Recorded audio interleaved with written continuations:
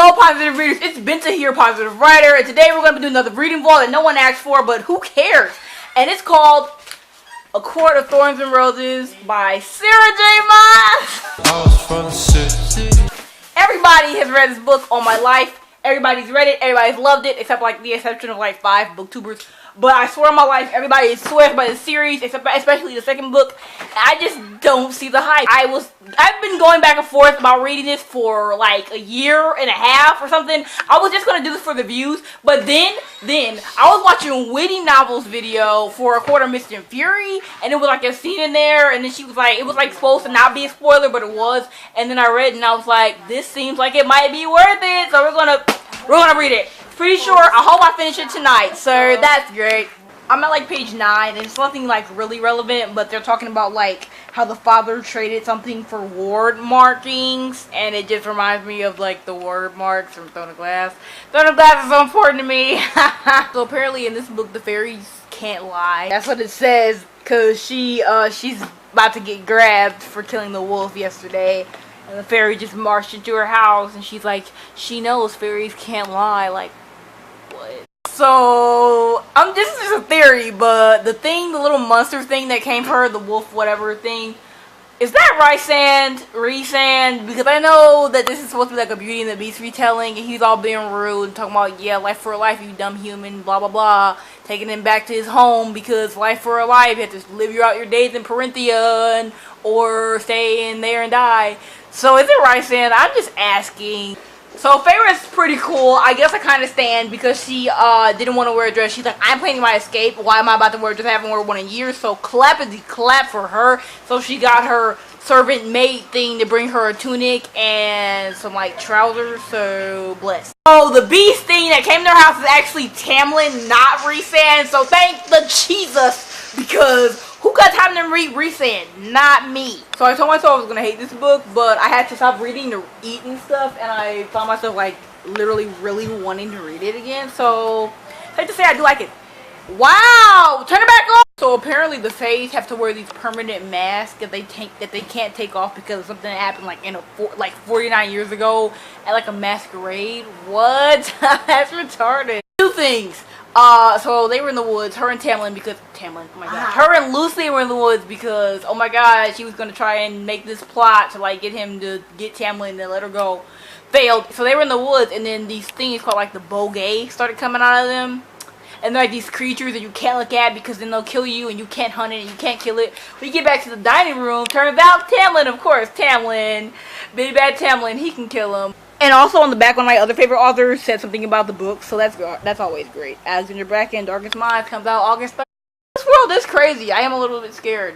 The Bogey were some serious things. This thing is not good. I'm not triggered about the world. I appreciate Sarah J. Maas's use of like the weird creature aspect thing, these deadly thingies. Tamlin goes on hunts with his hands. He doesn't need any weapons or anything. Can somebody just tell me why every Sarah J. Maas guy, except for Chaol freaking Westfall, is like this big dude? He could just do whatever he wants. You know, they're all these Fae guys. You know, they're all strong and like muscled and tall. I'm just like, is every dude have to be like that? And then the treatment of Chaol in Throne of Glass is so bad. We need more dudes like Chaol in her books. I just feel like there are too many guys that are just like freaking invincible. Okay, not only does Tamlin, the High and Mighty, go on hunts by himself with no weapons, and kills the Bogey or whatever. He came back, it says Tamlin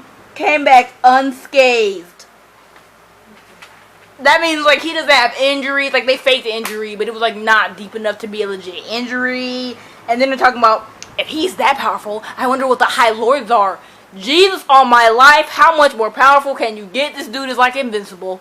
Any more than that, you have like iron skin, no soul. So in Throne of Glass and in this, it's like these Fays that somehow are always male. They're never female Fays. It's like they can smell anything on you. It's not even like a dog. Like a dog, I don't know, like they can like smell, they can like follow your step. But these people are like, oh, I smelled the fear. I smelled the this. I smelled. I'm just like, do you really smell like every emotion? Like, oh, I smelled the anger. It's Feyre just went to Lucien's room to like try and figure out how to get herself a cereal, these things that tell her whatever she wants to know when she asks. And it was really a cute scene, I think, because it was like she was like asking him a question without asking him a question, and he was answering without answering. It was really cool. I think it was nice. I see this friendship blossoming. Yay. This really is Beauty and the Beast all my life. Like, I wasn't really paying attention to that aspect of it. I was like here and there, but it definitely is, because remember that time when Belle like ran because she was like triggered about the beast or whatever, and then like tried to escape, and then ran into those wolves or whatever, and they were like, yeah, we're gonna eat you. And then the beast comes out, oh my god, you know, all big and bad and stuff, and like saves her and gets hurt or whatever. So I think that's where this is going. I do appreciate this book's use of the retelling aspect of it, but still has its own story. I like this book. It's good, okay? I'm not hating. Turns out Faye can lie, and they just told the humans that so they would think everything they said was the truth. That's trash. Wow. And that makes sense, I guess. We find lying to be a fine art, you know, thank you. And iron doesn't do them a lick of harm anyway. So all those bracelets they were selling at the shop that her sisters had, completely useless. Hamlet, I mean, she found the cereal and stuff, and then they went outside because she was trying to walk away, and then they were like talking and having this conversation about family and stuff, and how the family knows that she's safe. That's good. So then she asked him for paint and stuff, and he's like, yeah, sure. And then he tells her that they have a gallery in the house. And she's like, oh my god, a gallery? And then he's like, yeah, I'll take you on a tour. And it said that he was like rubbing his neck, like nervous, like faint color. That faint color creeping into those cheeks of his. That's so adorable. He's whipped. So we just found out that Lucien's father had his like love that wasn't worthy of his bloodline or whatever, like executed in front of him. Really? That's sad. It's okay, I feel for you. Look, I'm losing my voice. I feel for you, Lucien. So Feyre, a couple minutes ago, before they were talking about Lucien, was like, no, I don't really want to swim with you, you know. But after that, she asked about the water and drinking it, and she made a joke about the happiness or whatever. And then he was trying to make her squirm, and she was like, I will not let me squirm. Bless. We need more girls like you, man. And then she was like, a swim would be delightful, and she started undressing and stuff. Bless Feyre, she's great. I really do stand. Feyre is literally getting hot and heavy because he's like kissing her palms. What's wrong with you? Are you like insane? He's trying to be like, I relate because you're grieving your family. Like, chill. I'm convinced Feyre's like half insane. Like, she's like touching his hair, and he's like an animal, so he's like purring or whatever because he's like, oh yeah, you know, this feels good, like an animal would if you were like petting it or whatever. And she's just like, oh, you know. I'm just like, what's wrong with you? Why are you doing this? So two things. Tamlin told her to stay in the house, and she didn't, and she went, and now three stranger fae thingies have her, so that's beautiful. Also, she says, oh my god, these things, they're taller than Tamlin. Like, how tall do these creatures get? Like, the creatures that look like humans, how tall do they get? Like, I know they're, like, towering already over Feyre. Are these things, like, as tall as, like, a skyscraper? I'm just asking. This is just, I don't know. So, she got captured by the three things, right? But it wasn't really a capture. They were just, like, messing with her. They pushed her, and then this dude was behind her, like, grabbing her shoulders or whatever, like, basically he was, like, saving her, but he was like, thank you for finding her, like, thanking the things for finding her. He's like, oh my god, I've been looking for you. Talk about, and then she said, she stepped out of the shelter, like, she turned around to thank him, and standing before her was the most beautiful man she'd ever seen. No. I just know it's Rhysand, I just know it's him, and it's just, like, really. It's like describing him, and I know it's gonna be like the same type of bullcrap, but I'm still annoyed. It's just like, oh my god, you know, it's as if he had been molded for the night itself. Like, yeah, he's the night court queen, we get it. Oh, Lucien found her great after she was talking to Rhysand, who's not Rhysand yet because no one knows but me. So they're talking and stuff about this thing called the Great Rite, and apparently Tamlin's gonna be overcome with this magic, and he's gonna have to find this maiden and kill her because of the ritual or whatever. And they're just talking about how afterwards all these females will be lined up to be chosen as his mate. I'm just like, why? Like, these people are just like perfect beings, most beautiful people ever, tallest people ever, strongest people ever.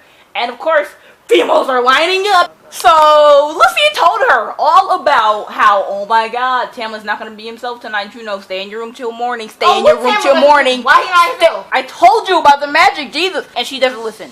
She's legitimately not listening, and it's just, he like has her like against the wall or something. And she's like, I don't know if I want to escape. You're retarded. This is so stupid. You came out the first time, and then you came out again. It's 2 o'clock in the morning, and he told you to stay in your room. Jeez, can this girl be any dumber? Tamlin does not stand. No, Rose. Like, this thing is like that they're like that she was just doing that. I told you, it's like completely escalating. He's like, oh my god, don't ever disobey me again. She's not like your property, your child. She's like nothing to you. She's just staying in your house. You could have sent her back to your family if you wanted to like own her or something stupid. I just, really. Lucy and her and Tamlin are on the table, and she's like blaming him for like the bruise or whatever because he's bitter or whatever. And I'm just like, and he said something that I completely agree with. He's like, so if Feyre can't be bothered to listen to orders, then I can't be accountable for the consequences. And I agree! Because he told you, even Lucian was like, he's not going to be himself. Don't come out your freaking room. And she didn't listen.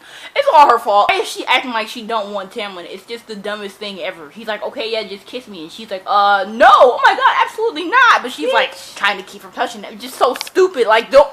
Why? Tamlin kissed her eyelids, and now she can see and hear the world better like a fae. And she's talking about how Tamlin looks, and he's like, oh my god, he's everything I could have dreamed. This is the Tamlin I dreamed of. And she's talking about his eyes, not green and gold, but every hue and variation to be imagined. So this dude got rainbow eyes? Right. Just asking, man. My sister loves this book too, I guess. Like, she like, I don't know, she likes Tamlin, so. I like Tamlin, guys. Okay, anyway, this girl, not Tamlin, Lucian, who I love also, he's great. Their friendship is nice. He tells her not to drink the contents of the liquid that's at like this party thing they're at. And every time she doesn't listen to him, something messes up and she literally drinks the contents of the glass. I just don't. What is wrong with you? Anything could be in that glass. You could just like die immediately. I'm just saying, Rhysand has popped back up now. He's like taunting Tamlin and Lucy, and it's pretty funny. But like, does everything he says have the sensuous type of quality to it? Like, really? Everything? So, was it Lucian? Lucy's like going off on Rhysand, because apparently he belongs to this woman named Amarantha. And it's like, oh, her bed's going cold. I just need to know who this Amarantha is. That's that's like better of a story than this mess that I've been reading is. Oh my god!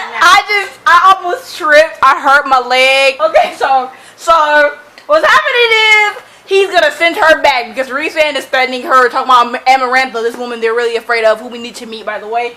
He's like, I'm gonna send you back because I'm not gonna stand for you being hurt or whatever. And she's like, oh, but like I want to stay and stuff. And she's like, even though I knew it wouldn't be forever, she kissed him and then like pushed him back on the bed or something. I'm just. I'm sorry, bro. It's just so beautiful. I just so like I didn't have any hope for them at all. But now she's like, well, she like won't let him leave because obviously he wants her to leave.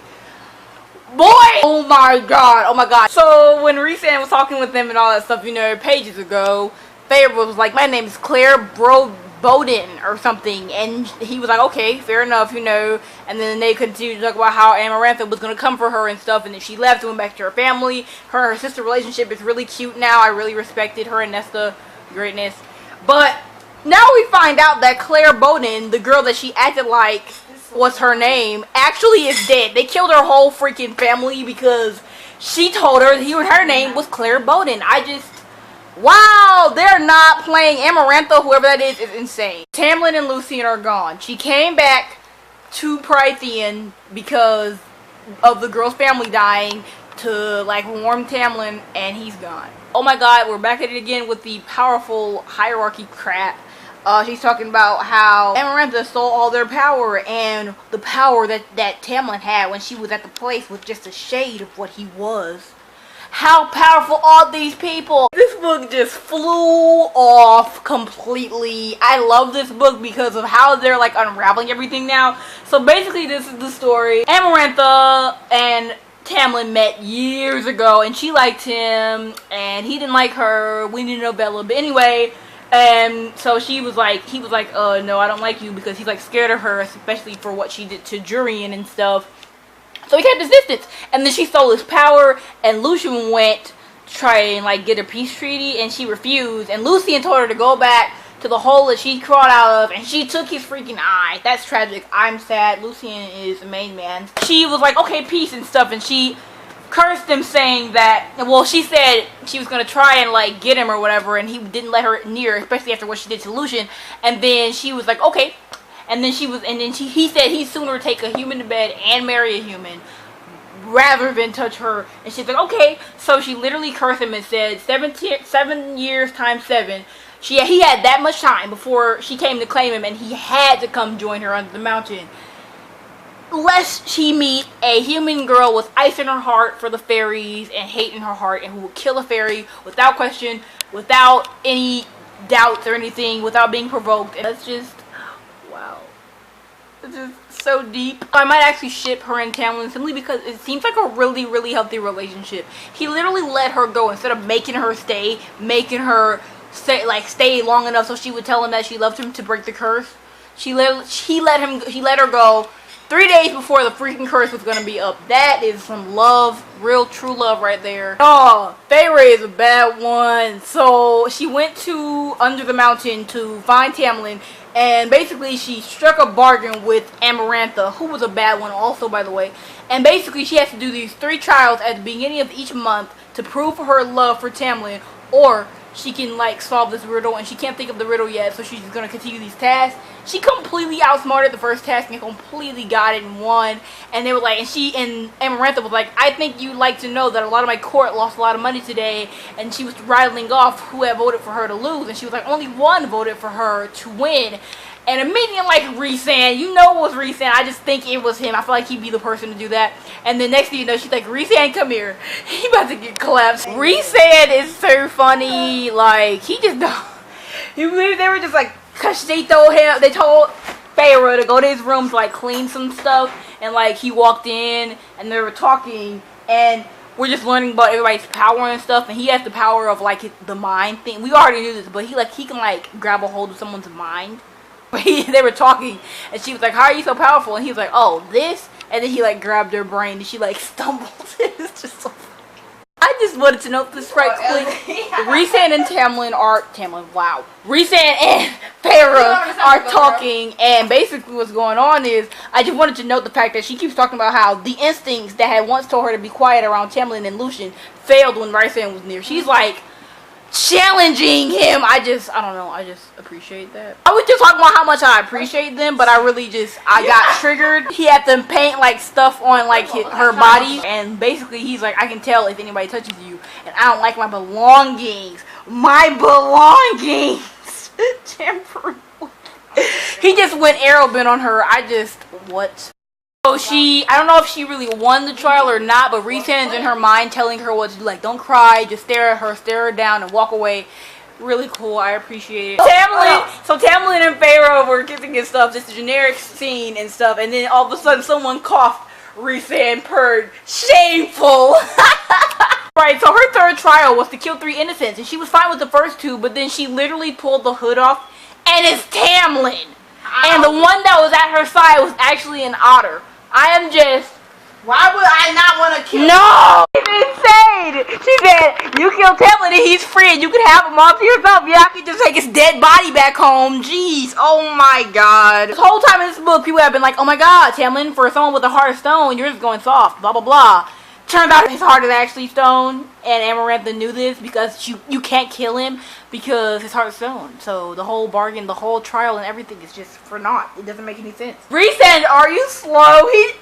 He jumped at Amarantha with the knife. She's like torturing Feyre, and he grabbed the freaking knife and was gonna like kill her, and she was just like blasted him back. I lost my page. Oh my life, this is tragic. What is going on? You traitorous piece of filth. You're just as bad as these human beasts. No! His talons pushed back into his skin. You were planning this all along. Oh my god, his head cracked against a stone? What? Oh my god! Oh, no. Rhysand, no. Stop! Don't pretend to care, human. Oh my god, oh my god. Oh my god. Wait a minute. So Faye was like a Faye now. She was like, everybody thought she was dead and they like laid their hands on her dead body and now she's waking up. She's like, I was high Faye. I felt strong. And I'm just like, whoa. What have they done? That's me. A mood. So her and Bryson are talking and she's like, you never told me that you liked the wings and flying, you know. And he's like, everything I love had a tendency to be taken from me. My fetus! The fetus is showing. Like, they were talking, and I just said, and he's like, well, goodbye for now. And he, like, bowed, you know, being his normal self. And then his eyes locked onto hers. And then he, like, he said a look of pure shock flashed across his features at whatever he saw on my face. What is he? He just disappeared into thin air. Oh, my God. So, I just finished it, and it was really, really good. I did really enjoy it, so I'm glad I decided to take that leap and actually read it instead of just taking stuff for speculation and thinking stuff was going to happen. So I'm just excited to read Maas, ACOTAR, Mist and Fury, because that's the book that everybody in the entire world knows and likes and talks about. So I cannot wait to start that. I hope you enjoyed this reading vlog. See you later with another video. Bye.